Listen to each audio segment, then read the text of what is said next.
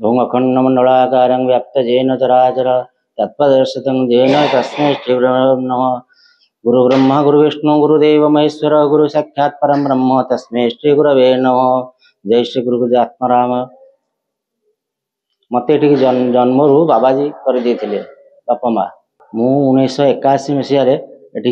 आसिली बाबा सानिध्य लाभ करने से आश्रम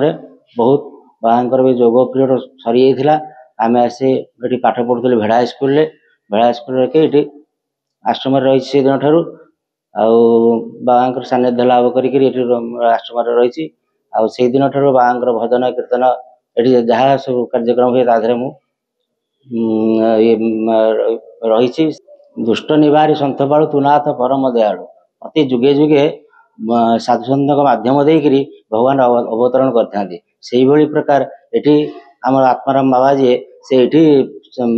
से अवतार नहीं जन्म होते तेणु से सानिध्य लाभ करने केवल आम समस्ते जी आश्रमवासी मैंने ये आसी सानिध्य लाभ करने रहीचु। ये माघ सप्तमी यज्ञ 5 दिन होता है 3 दिन हो दशहरा पालन करा जाए यज्ञ रथ यात्रा पालन करा जाए आउ 12 मास 13 जात्रा जमी आम रही से आम जात होता है। ये भक्त तो बहुत सब आम ओडिशा बाहर भी भक्त अच्छा अमेरिका ठार आरम्भ कर सब आड़े अच्छा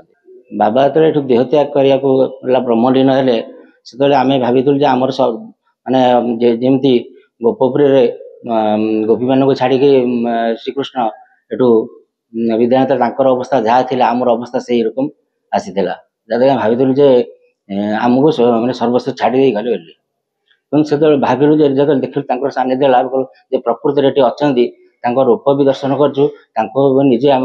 भावी आम पाखे सब अच्छा सी सब कहते मुझे क्यों रूप में आसबि केत तुम पाखे हसबि खेली खाइबी तुम मत जापर आम से उपलब्धि करमर जो प्रतिमूर्ति पूजा होती भी जना जाए जो थिला बेले भी जो जोग पूजा होता से भी बाबा जना जाए जो स्वरूप भगवान स्वरूप भाई पलि आसे एवं भी से रूप अच्छी।